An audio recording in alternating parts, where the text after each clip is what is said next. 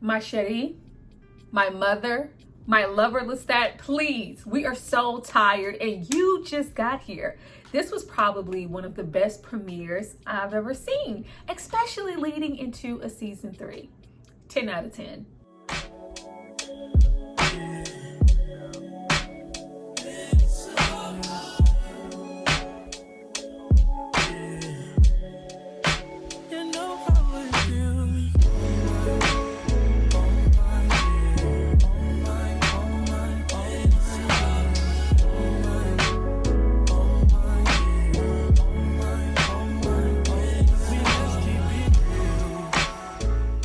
Guys, welcome back to my channel. It's Tyra here with another struggle review, here to discuss the Vampire Lestat episode 1. Now before we get into all things, see, now that's when I turn to the paps and give them my pussycat. I need you guys to drop down, subscribe to my channel, like this video, and hype it if you care, because it helps me out so much. Let's get into the episode. Now, first off, let's pause for the cause and talk about that opening title sequence. It is everything. It eats down in a way that I never felt like it was necessary. It's so detailed and so intentional. It invokes feelings of a Bram Stoker's Dracula, a Twilight. Nosferatu meets Rocky Horror Picture Show in a neon fever dream. Loved it. Now, the way I hollered to start and see Armand's face first of all people, I said, what lie? What lie? What fabrication is so extensive that you need a fake eye patch, some scarification around the eye? Who sent you? What lie? What slip and fall in your local grocery store have you set up now that is this elaborate? No, this is very real, very authentic. We are currently at a secret Lestat auction. All these recordings, this memorabilia, this music box, things that we know wouldn't be allowed to touch, with Lestat being exactly who he is. But a brawl has definitely taken place. Damage has been done, because no more than we can blink after seeing Armand or even a Rolin Jones from the Talamasca. Where is your scooter? Where is your scooter? Louis walks in, no leg. Where is your leg? The boys are hurt extensively, and it's up to us to decide exactly what happens or wait for the moment when we actually get there to witness it. But we also get to see how much of a hot commodity and a superstar that Lestat is. The fact that those burnt recordings that still went for millions of dollars. She said, I'll take them. I'll take them. On fire or not, I'll take them. But the actual hot commodity here that even makes Rolin Jones stop in his tracks are these music box The Failures recordings. A detailed documentation of events, all narrated by Lestat himself, 111 albums to be exact, narrated by the man that led up to a global catastrophic event. Who wants them? Who gets them? Because whoever did, you spent a pretty penny and you are a very lucky man.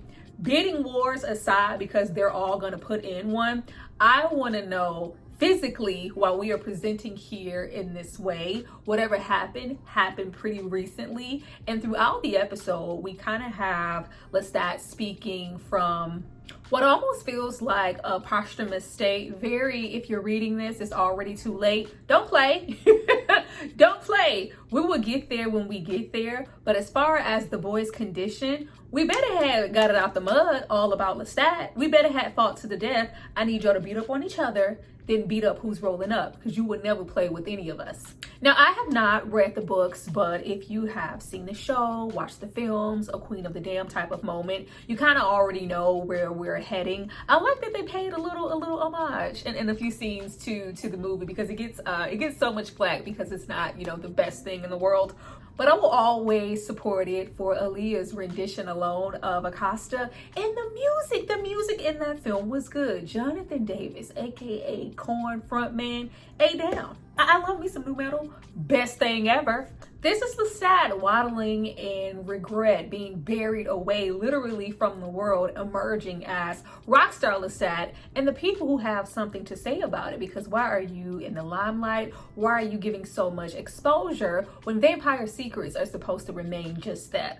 I am loving that we're in current day way more than I ever thought that we would. I was a little nervous, not as far as the execution and the writing, but I'm like, oh my God, we're gonna be so far removed from our everyday Paris or the OG New Orleans settings. Like, what is it gonna look like for a de Lestat or Armand or Louis to be here 2025 modern current day in this society? Oh, it's everything. It is absolutely everything. I love how it's a reset. It's really refreshing. It's colorful. Well, Tara, weren't we in current day over there in Dubai? No, that was a makeshift prison of Louis' delusion and this mirage that Armand created. This is so in the now, expressive, lucid, all while being nostalgic as hell. Because let's talk about Lestat the performer. The tour bus touring energy of it all. This is probably the thing that I've looked forward to the most, because we're not just a rock star for rock star's sake.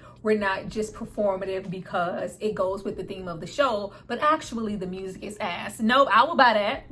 I'd buy that for $1. Lestat and Sam intertwined as this performer is hella electric. We could not just come here and make the music secondary because it's so essential to the heartbeat of who Lestat has always been since we met him in season 1. And baby, get those notes right, because you got the notes wrong, so now you deserve to die. All of the musicality, the practice, the operas, how anal he was as far as writing the song for Nikki, the song for Nikki. I knew a girl named Nikki, I guess you could say. Songs for Nikki, songs for Louis. The theater, it's embedded in his nature and history and tied to the root of who he's always been. Talented and the constant performer, but never center stage in a way that he wanted to be since the old days in Paris when he met Armand. He hasn't been able to really live out loud, so I've been living vicariously, writing my music, pouring my feelings. I'm an artist and I'm sensitive about my shit. Pouring my feelings into my art, hoping that one day somebody might hear it. He always knew he was going to be outside. It just took us a little moment to get the courage up to actually do it. Before we get to the courage in the form of a paperback novel that got us here, I just want to take a moment for the band on stage. Like, it's so good. It's absolutely so good in a way that I could say this invokes feelings, especially if you are a lover of music in a nostalgia sense. I say, oh, hey, Iggy Pop. Hey, the Stooges, you are Iggy popping down, ain't you? It is so Iggy Pop, Euro, 70s, Mick Jagger, David Bowie, Prince, Freddie Mercury. Is such a leading man energy. It's something I've missed in music so much, even if we have to wait and get it in the form of a TV show, because that's a bygone era. We even hear him say that in the episode, that all of these legends, they're gone. So now this is my era. Like, the time of legacy and era just seems to be passing by. So if you can invoke those feelings for me, I'm here for it. We all are. The way we have been actively humming and getting into while the long phase, my pretty baby. I got long veins. Like, we've been waiting and anticipating. Started like Marvin Flo Cool J song, waiting for this show to drop, but also getting into the music. We will actively go to a Lestat concert, not just to meet Sam. No, I came here for Lestat. I came here for the songs. I came here for the performance, the black licorice, and the earworm. It's good, y'all. It's good. Now, we are as tongue-in-cheek as possible, allowing the music to speak for itself. I like how it's a film within a film, and we are getting this documentary style, getting introduced to all of our new essential characters, not just simply the band, but manager Christine. The doppelganger took me out. The fake Lestat missing a contact took me all the way out, but we are fully committed to the idea of Vampire Lestat, who's fronting as a vampire and not actually a vampire to the public. Of course, there are naysayers, people who are fully committed to the onstage persona, the fandom, all out there with their cosplay. And then there is the opposite side, the people who read the book, believe the myth, and are hoping to get a glimpse of who he really is. And then there's the vamps, the smoke, the beef, the plex showing up because you're breaking the rules and need to be taken out, or we just want to take you out while at the same time making a name for ourselves. But we can't be distracted with any of that nonsense. Even though it's all drugs, sex, rock and roll, and debauchery, Daniel is in the back of the tour bus. I said, Daniel, please, Daniel. Daniel, the way that we get to really live with Daniel the vampire is really going to send me this season, because we well adjusted, ain't we? Aren't we super well adjusted? Because don't come for me until you deal with your transformational trauma. I am here for the back and forth and the bestie energy of it all, because Daniel is comfortable, but is he too comfortable? The way we brag, speak of this is going to cons, I'm slapping the ish out of Chris Rock, and then I'm gonna stroke my Oscar. What do you mean? Like, Oscars where? Pulitzer's where? I'm accomplished and I'm everything, and this is yet another notch on the belt. Living our best life, sure, but has Daniel really considered what this transformation means and what he might have to endure because you did write the book and you're talking about a rewrite of another, all in the name of Lestat setting the record straight? And then you're in for it. You're just in for some mess the moment you go over there with Lestat. Us being in the confines of Dubai with Armand and Louis was one thing, but we know all too well that Lestat is a whole nother ballgame. But at the same time, Daniel was a force to be reckoned with before Armand ever bit him. So now that we're here, I don't have time to stroke your ego or allow you to play in my face. Did you stutter as a child? Because Louis sure said you did. I said, we're not going to get into auras and eras and who you are, baby. He said, you're no jelly roll. You just performed to a small little mediocre crowd of 800. Like, pipe down. Pipe down. Why would you, with all your knowledge, all your immortality, as long as you have been here, consume yourself with this fake persona, this fake band in touring? Now, though we love the way that Lestat can paint a picture of the world, what it means now, you know, facts are nothing, feels are everything. The value of a human life these days mean absolutely nothing. He said somebody said Lululemon was stylish. Let's really not get into what's so great about the world today. We know why we're really here, though. I already knew and was not surprised by where we went towards the end of the episode with the moi and toi text thread that's getting more and more anxious. We go from flirting to desperation. Come to me, see me, I need you, where you at, what you doing? I'm dropping my location, my detailed everywheres, any given moment, because I want you here. I knew from where we left off, we were not talking to Louis. Let's get into when the book actually dropped. Oh, we're doing well. We're doing well. We're in Montreal. We're FaceTiming Louis, giving him a taste of our writing. He said, it's nice. What do you mean nice? What do you mean nice? It's just nice. Nice or not, what are you doing now? Come here. Come to me. Come to me.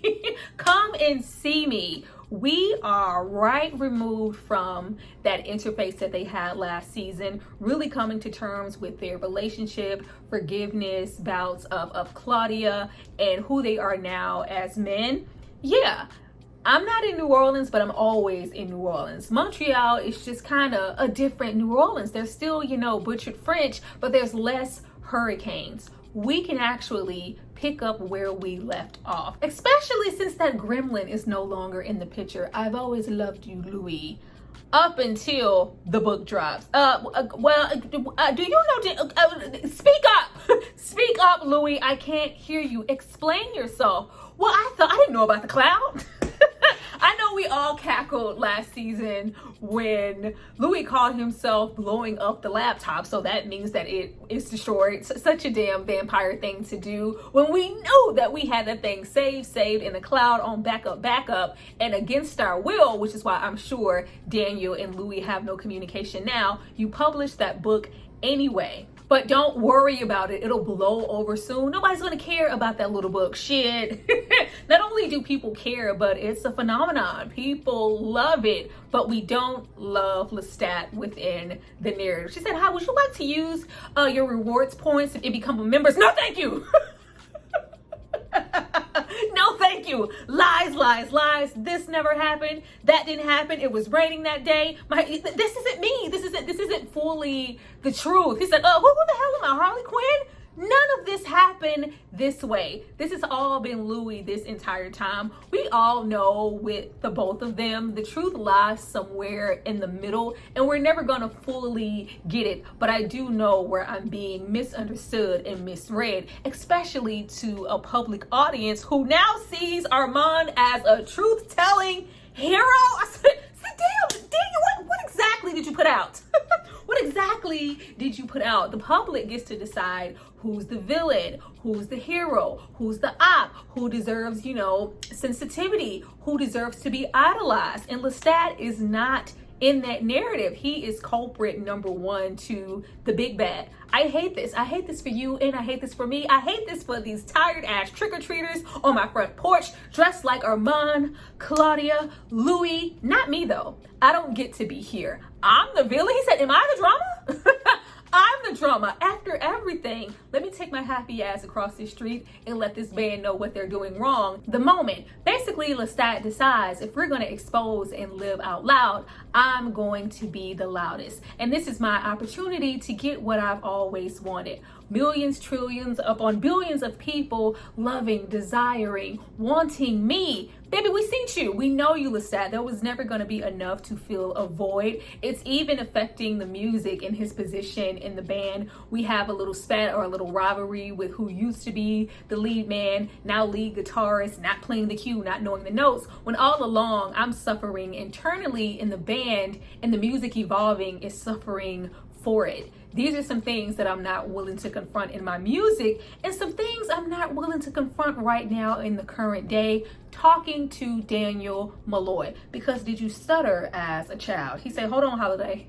Hold on, Holiday. I don't want to go back that far. I'm not ready. Let me stick to the debauchery and the sex and the good old times that I'm used to. Engorging myself on the blood of a fan that is filled with MHDA and LSD. Child, it's a good time moving forward. It's an absolute good time moving forward. Even though we are trying to evolve, we are still quite sad. I love that moment of him alone in the hotel room. I was like, first of all, where is the Dracula's daughter's hotel? I want to go. I want some vampons.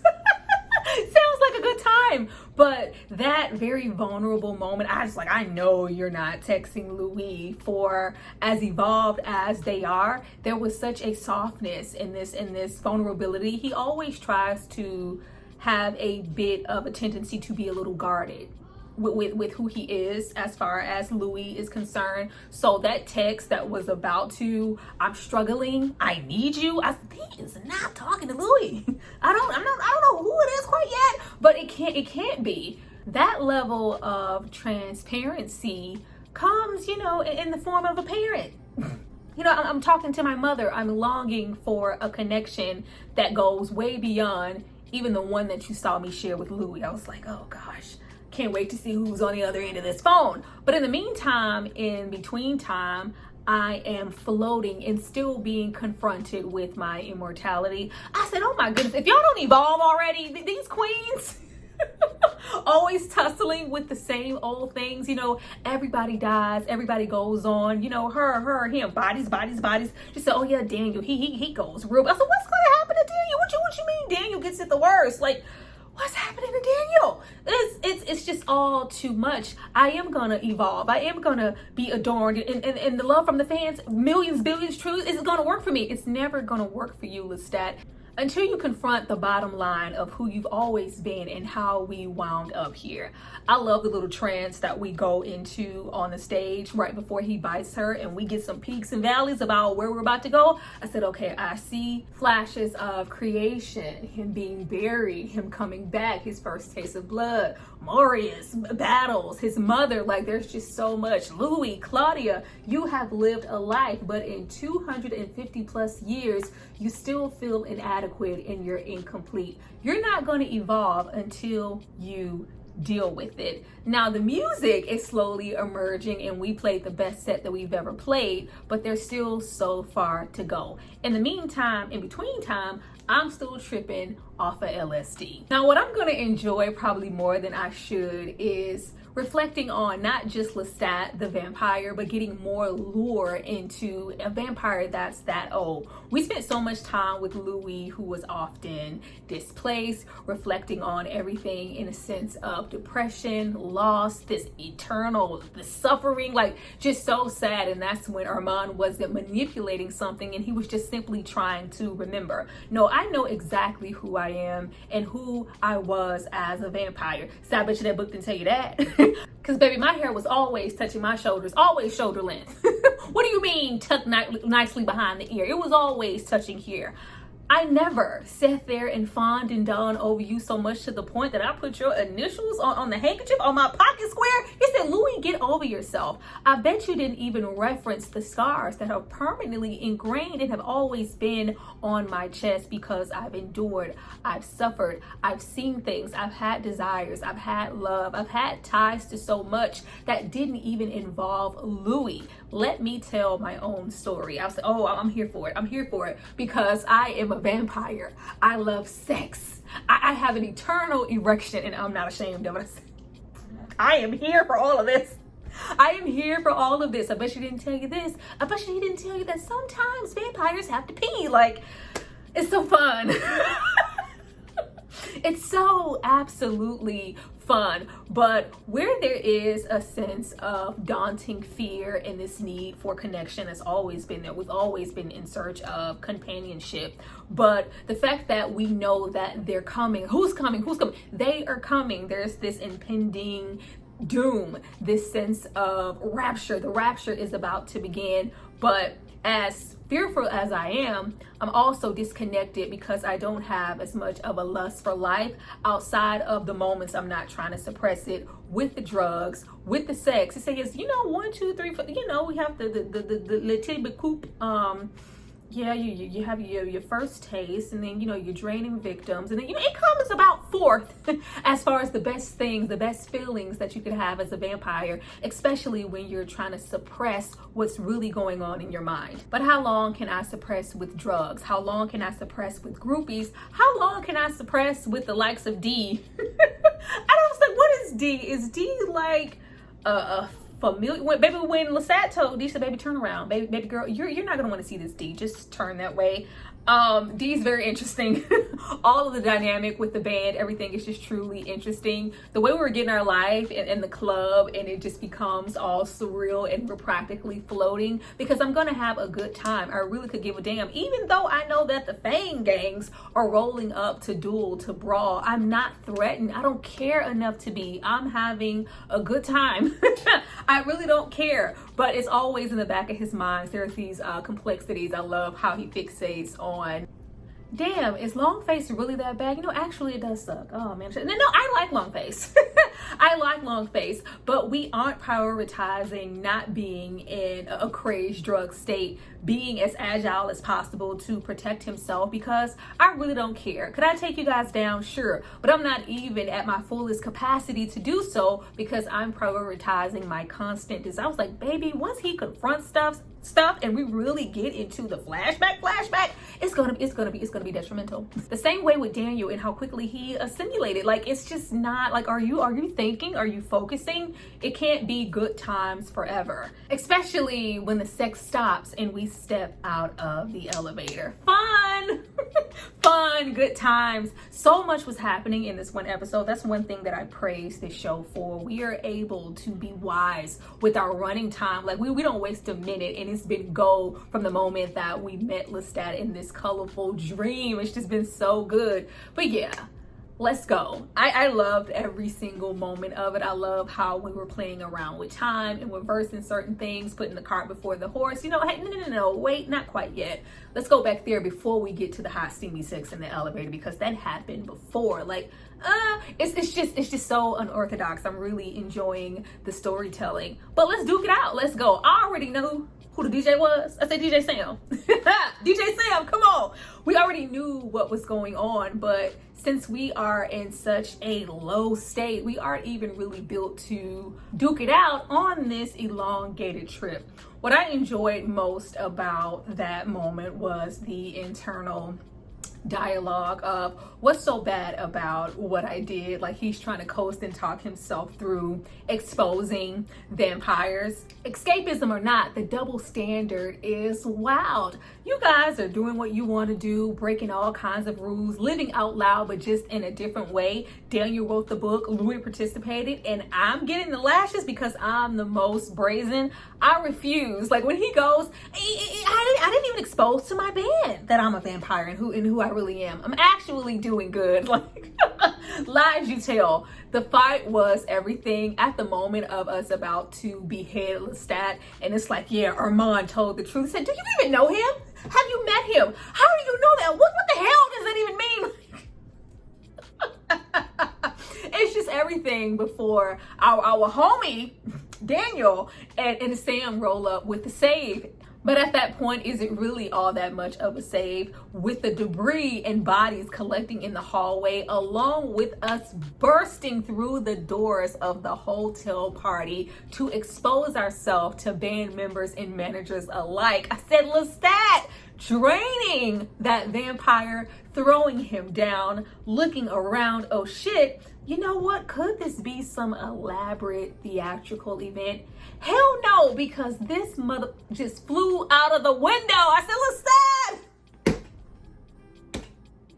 the jig is up. It's over. It's over. So this is too much. You got this over here. This, you over here in my ear. What did you stutter? It's all too much. I need to get out of here and heal. Find my safe place. Find connection, and hoping that someone responds to that urgent text thread. Baby, when the Bob walked in the house, I said, ma'am, he looked so elated. I needed this. I needed connection and familiarity in a way that I wasn't going to get from anybody else, not even a Louis, even though we're in a downtrodden state. My dear, my mom, my Cherie, I said, your mother? Like, we about to get it popping with our moms? I knew that this was in the book, but just to see it, and I already know, you know, how the idea of vampires and time and once you're changed, how that works. Sexuality is just all interchangeable here in ties in a familiar way. But still, I can't wait to really go down that rabbit hole and see how everyone else reacts to the fact that this is your mother. This is your mother. I want to get into what transpired for us to change our mom. Y'all, please don't spoil anything for me down below. I have not read the books. I know certain things, but I don't know a whole lot. I like not knowing. Let me be surprised. Let me be surprised, and we can talk about it later. But I love where the show is going. This was an amazing premiere, and I'm looking forward to talking about the rest. Well, you guys, that was my review for the Vampire Lestat episode 1. I hope you enjoyed it. Please drop down and let me know what you thought about this episode. Did it give you everything? Are you lusting, lingering, wanting more? Or did you expect a little bit much? Was it too much out of the norm of the first 2 seasons? Where are you on the totem pole? I would love to know. I will see you guys next time with another review of something. Bye. Baby, what you wanna do?